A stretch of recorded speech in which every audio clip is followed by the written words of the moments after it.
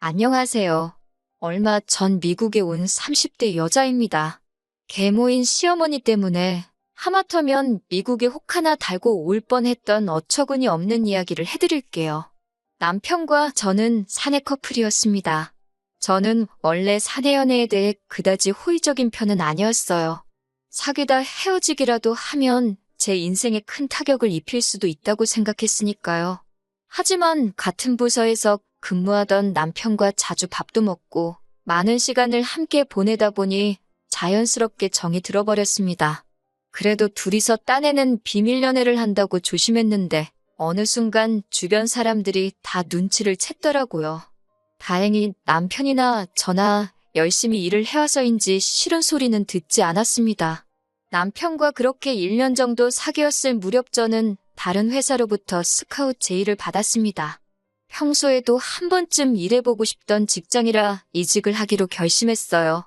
남편에게 이야기하니 남편은 당황한 눈치였습니다. 지금 생각해보니 그때 제가 가려던 회사가 대부분이 남자 직원들이라 그랬나 싶기도 하네요. 이직 이야기가 얼마 지나지 않아 남편은 자기 거라고 확실히 도장을 찍어야겠다며 결혼하자고 했습니다. 그렇게 결혼을 약속하고 회사를 옮겼어요. 결혼 이야기가 본격적으로 진행되면서 시댁에 인사를 드리러 가던 날이었습니다. 시댁은 서울에서 멀리 떨어지지 않은 곳에 있었기에 저희는 차를 가지고 가게 되었어요. 남편은 부담 갖지 말고 편하게 들으라며 마치 남 이야기하듯 자기 어린 시절 이야기를 시작했습니다.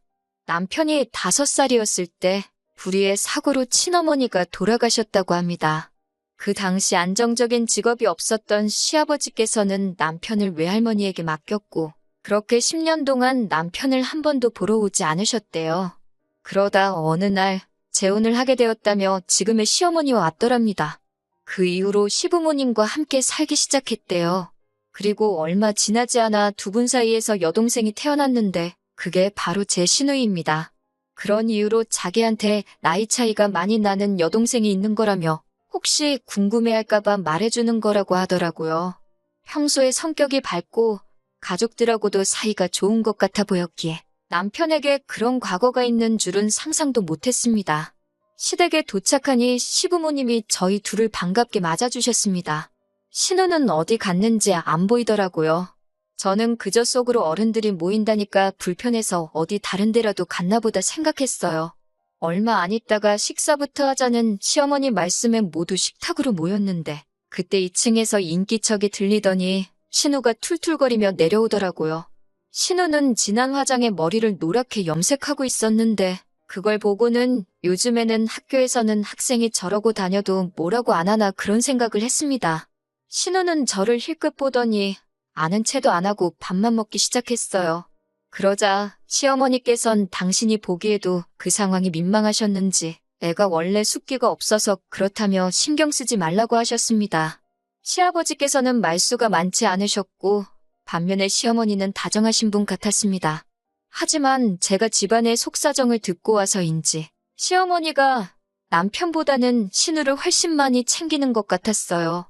정확히 말하자면 시어머니께서 신우 눈치를 엄청 살피시더라고요. 뭐랄까, 절절매는 느낌이랄까요? 그 정도가 얼마나 심하던지 시어머니를 보고 있는 게 안쓰러울 지경이었습니다. 집으로 돌아오는 길에 어머님께서 딸 눈치를 너무 보시는 거 아니냐고 남편에게 물으니 한참을 망설이다가 편견 같은 거 가지면 안 된다며 충격적인 이야기를 해주더라고요. 그건 바로 신우가 학교에서 엄청난 말썽꾸러기였다는 거예요. 친구들을 너무 많이 괴롭히다 못해 학교 측에서 감당을 못하겠다며 차라리 전학을 가달라고 부탁해 올 정도로 문제아였다고 합니다. 신우는 나중에 필요하면 검정고시를 본다며 학교를 그대로 자퇴해 버렸다더군요. 그제서야 신우의 머리색도 그 진한 화장도 이해가 되더라고요. 시어머니는 신우가 어긋나지는 않을까 전전긍긍하며 눈치를 보고 있던 거였지요.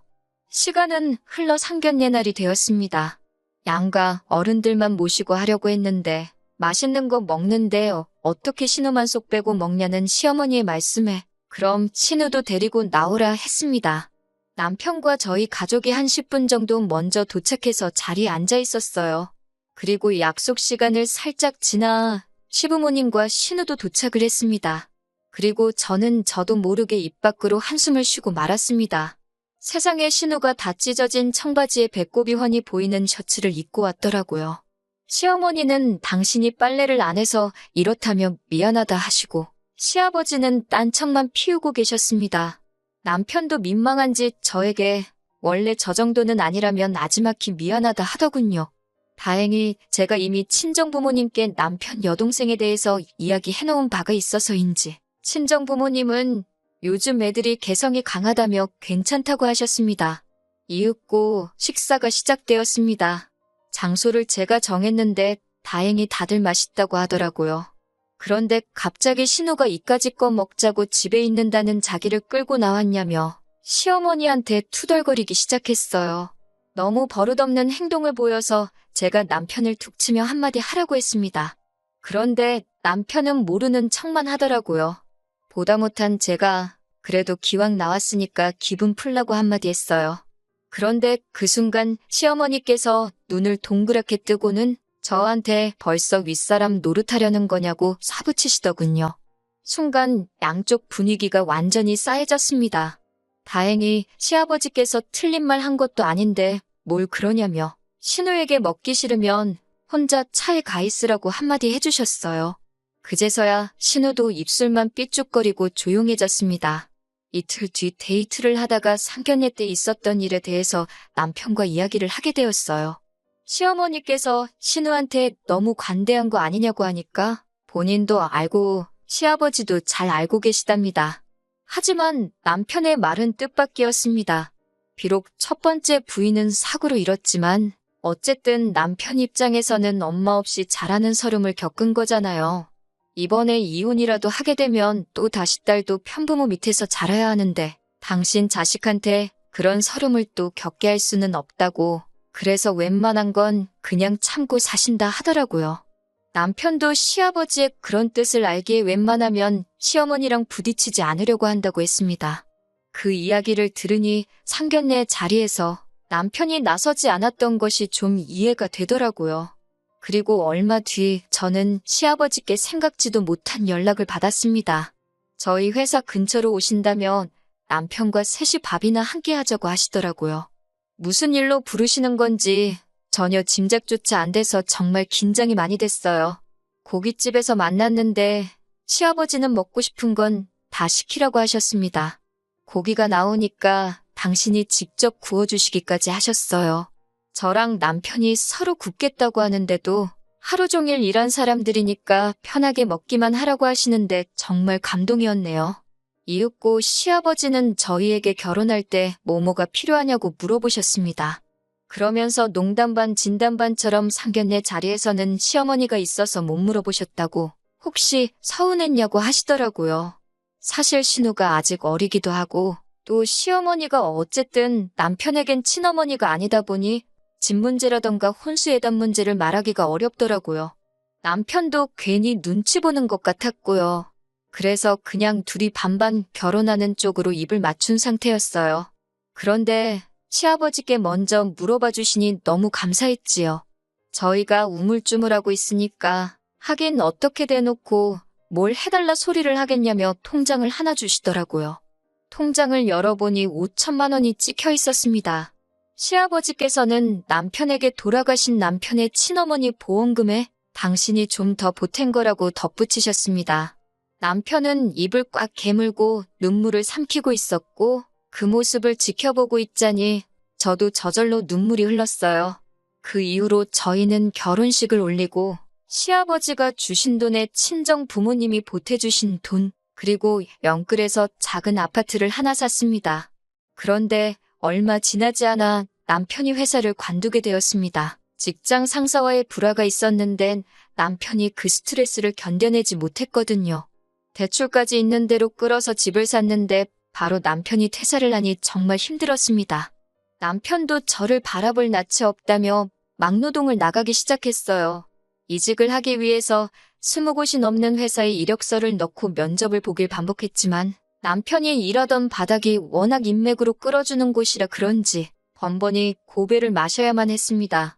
저는 남편에게 기죽지 말라고 두드리면 열린다지 않냐며 열심히 해보자고 다독였습니다. 하지만 그 시간이 길어지자 저도 불안하고 스트레스를 받게 되더라고요. 그러다 하루는 제 상황을 알고 있던 회사 상사가 저를 불렀습니다.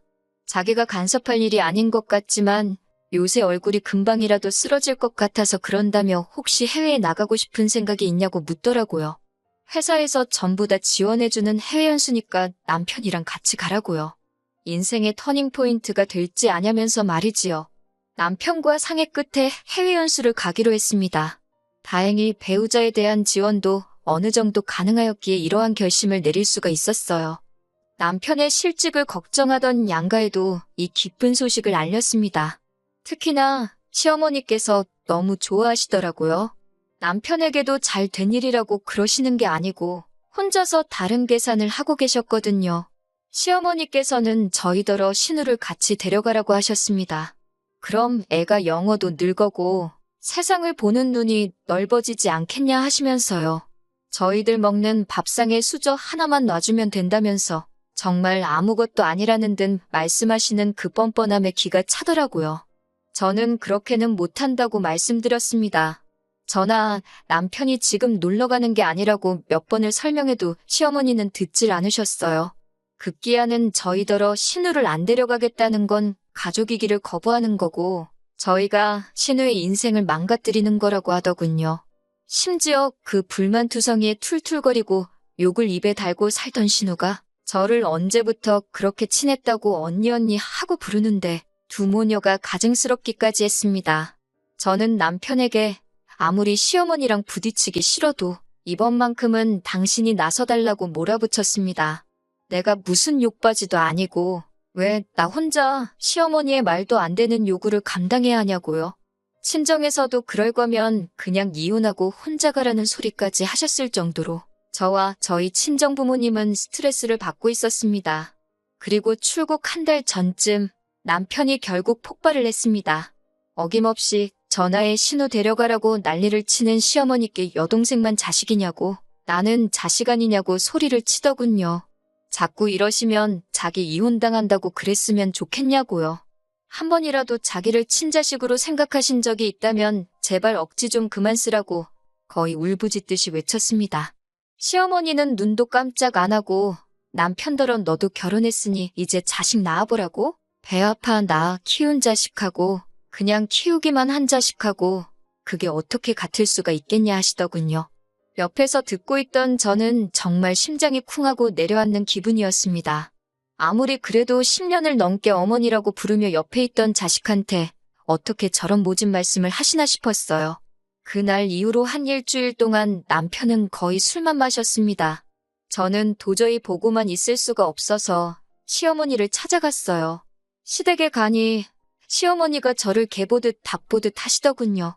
잘못했다고 사과하려고 왔냐고 물으시길래 제가 뭘 잘못했냐고 받아쳤습니다. 시아버지는 저에게 그게 무슨 말버릇이냐며 오냐오냐 하니까 어른 무서운 줄 모르냐고 호통을 치셨어요. 문득 시아버지가 지금 이 상황을 정확히 알고 계신 건지 궁금했습니다. 저는 시아버지께 저랑 남편은 이제 이혼해야 할 것 같다고 말씀드렸어요. 그러자 시아버지께서 눈이 동그래지시더니 어디 감히 이혼 소리를 하나며 말버릇 지적한 걸로 잔소리 들었다고 이혼한다고 하는 거냐며 호통을 치시더라고요.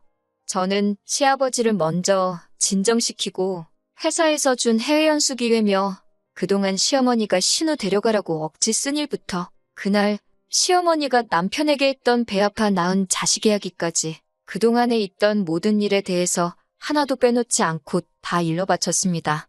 처음에는 저더러 말도 안 되는 소설 쓰고 있다고 믿지 않으셨던 시아버지도 제가 그나마 가지고 있던 몇 개의 녹음 파일을 들려드리자 점점 안색이 안 좋아지시더군요. 시어머니께서는 시아버지께 당신이 너무 열받아서 그런 소리를 한 거라며 오빠가 미국물 먹으러 가면서 여동생 좀 데려가는 게 그렇게 어려운 일이냐고 계속 당당하게 행동하시더군요. 하지만 시아버지께서 무서운 눈으로 시어머니를 노려보시더니 딸 앞길은 걱정되고 아들 앞길은 신경 안 쓰냐며 엄마라는 사람이 어째 그러냐고 혀를 차셨습니다. 그러더니 저에게 네 시어머니가 하는 말은 지금부터 하나도 귀담아 들을 필요 없다고 니들 일은 니들이 알아서 하라고 하시더군요. 그러자 시어머니가 지금 며느리인 제 앞에서 자기를 무시하는 거냐며 그럴 거면 이혼하자고 시아버지께 달라들더라고요. 그러자 시아버지도 툭하면 이혼하자 소리 당신도 지겹다면 나가라고 그렇게 이혼해서 혼자 살고 싶으면 딸은 두고 혼자 나가라고 고함을 치셨습니다. 처녀를 건드려 놓고 결혼 안 해준다고 난리를 쳐서 팔자에도 없는 재혼을 하게 만들더니 이제는 평생을 이혼하자는 소리로 사람을 괴롭힐 거냐면서요. 점점 시부모님의 부부싸움이 과격해져서 제가 있기가 뭐하더라고요. 결국 일단 알겠다고 말씀드리고 시댁에서 빠져나왔습니다. 저는 남편에게 시아버지가 하신 말씀을 전하고는 냉정하게 들릴지 모르겠지만 이제 시어머니에 대한 미련이나 원망은 마음에서 버리라고 했습니다. 나랑 결혼했으니까 행복한 미래만 생각하고 같이 열심히 살자고요. 그리고 며칠 뒤 시아버지께서는 제 계좌로 500만 원을 보내주셨습니다. 생각지도 못한 돈에 제가 연락을 드렸고 결혼 전 그날처럼 셋이 식사를 하게 되었어요. 이번에는 제가 고기를 구웠습니다. 시아버지께 돈은 돌려드리고 싶다고 했더니 10년 동안 아들 공부에 하나 신경도 못 써준 못난 아비라면서 그래도 죽은지 엄마를 닮았는지 똑똑하게 자라서 저처럼 좋은 여자를 만났다고 또 떨어져서 살게 되는 건 가슴 아픈 일이지만 미국 가서 한번 열심히 해보라고 하시더군요. 시어머니랑은 어쩌실 생각이냐고 물으니 아무리 그래도 애엄마인데 이혼이 쉽겠냐 하시면서 그래도 이번 일을 계기로 당분간은 찍소리는 못할 거라고 걱정 말라고 하시더군요. 저와 남편은 시아버지께 1년 금방 지나갈 테니 그동안 건강히 즐겁게 지내고 계셔달라고 했어요. 그리고 며칠 전 남편과 미국에 무사히 도착했네요. 여기 온 지 얼마 되진 않았지만 벌써 남편 표정도 밝아졌고 저도 마음이 많이 편해진 기분이에요. 1년 잘 살고 돌아가서 저희 이야기 또 들려드릴게요.